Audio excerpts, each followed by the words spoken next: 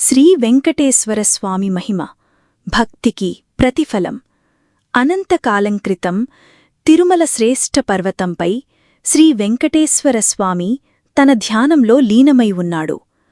భూమిపై భక్తుల బాధలు ఎక్కువై ధర్మం తగ్గిపోయిందని నారద మహర్షి స్వామి దర్శనానికి వచ్చారు.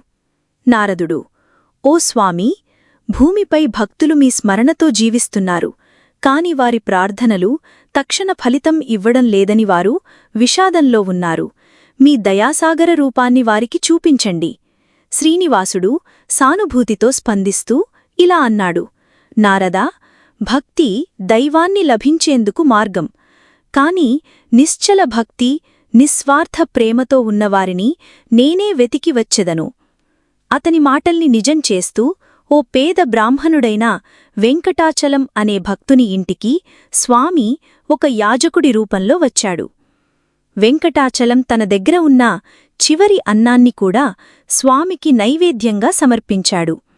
తృప్తి చెందిన స్వామి తన నిజరూపాన్ని ప్రదర్శించి అతనికి ఆశీర్వాదంగా అష్టైశ్వర్యాన్ని, మోక్షాన్ని ప్రసాదించారు.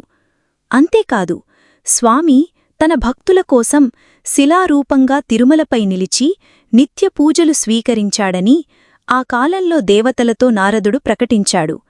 ఈ కథని విని ప్రతి భక్తుడూ తెలుసుకోవాలి, భక్తి అంటే భయపడి వేడుకోవటం కాదు, అది ప్రేమగా పిలవడం, అది నమ్మకంగా అర్పించడమే. గోవిందా గోవిందా. మీకు వీడియో నచ్చిందని ఆశిస్తున్నాను. దయచేసి లైక్ చేసి నా ఛానల్ సబ్స్క్రైబ్ చేయండి. Thanks for watching.